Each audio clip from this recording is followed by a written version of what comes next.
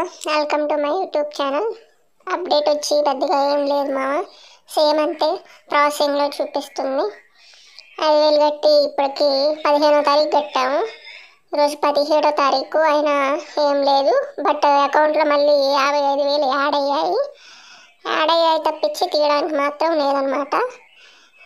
ఇంకొచ్చేసి నేను 1930లో కంప్లైంట్ ఇచ్చానని చెప్పాను కదా మామ, వాళ్ళు వచ్చేసి ఇలా అప్రోచ్ అయ్యారు నన్ను. వాళ్ళు డీటెయిల్స్ పెట్టమని చెప్పారు, వచ్చేసి నా అకౌంట్ పెట్టమన్నారు. అండ్ ఏ అకౌంట్ నుంచి మీరు ఫోన్పే చేశారో ఆ ఫోన్పే ఎవరికి చేశారో వాళ్ళ డీటెయిల్స్, యూటీఆర్ నెంబర్ అవన్నీ ఉంటాయి కదా, వాటి స్క్రీన్ షాట్లు పెట్టమని చెప్పారు. పెట్టాను.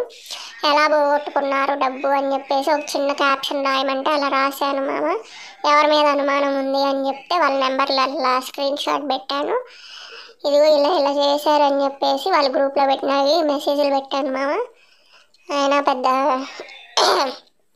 ఏం లేదు. దీనివల్ల నాకు వచ్చిన యూజ్ ఏమో కానీ నష్టం బాగా జరిగింది. వాళ్ళు ఒక నెంబర్ ఇచ్చారు, అది తీసుకొని మనం అక్నాలెడ్జ్మెంట్ నెంబర్ అనమాట, అది పోలీస్ స్టేషన్లో వెళ్ళి మళ్ళీ ఫైల్ చేయాలంట.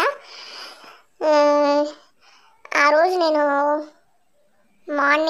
ఈవినింగ్ ఇచ్చానో లేదో నా అకౌంట్ను ఏ అకౌంట్ ద్వారా నేను డబ్బులు పంపించానో ఆ అకౌంట్ను డెబిట్ ఫ్రీజ్ చేశారు. అంటే నేను డబ్బులు తీయడానికి వీల్లేదు. నా అకౌంట్లో డబ్బులు పడతాయి కానీ డబ్బులు తీయడానికి వీల్లేదు అనమాట. ఫ్రీజ్ చేశారనమాట. నేను మళ్ళీ బ్యాంక్కి వెళ్ళి దాన్ని అన్ఫ్రీజ్ చేసుకొని చాలా తలనొప్పి అయిందండి.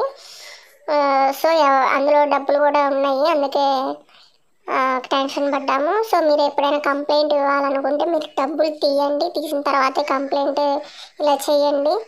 అకౌంట్ అనేది హోల్డ్ అవ్వకుండా ఫ్రీజ్ అవ్వకుండా ఉంటుంది. నేను చేసిన తప్పు మీరు చేయొద్దు. ఇంక పోలీస్ స్టేషన్కి వెళ్దామా లేదా అని ఆలోచించాము. ఇంకా పోలీస్ స్టేషన్ అప్డేట్ నేను తర్వాత చెప్తాను, ఏం జరిగింది ఏంటి అని చెప్పేసి. ఓకేనా?